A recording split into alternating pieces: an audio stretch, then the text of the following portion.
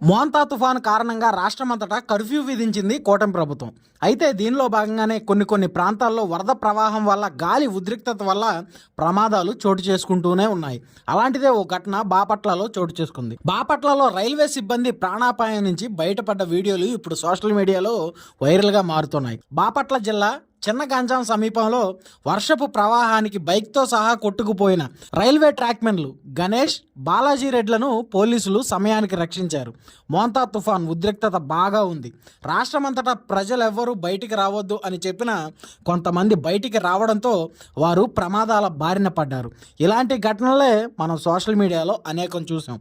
అయితే ఈ మోంతా తుఫాన్ వల్ల ఎలాంటి మానవ తప్పిదాలు జరగలేదు, కానీ రైతులు మాత్రం బాగా నష్టపోయారు అని సోషల్ మీడియాలో రైతులు గగ్గోలు పెడుతున్నారు.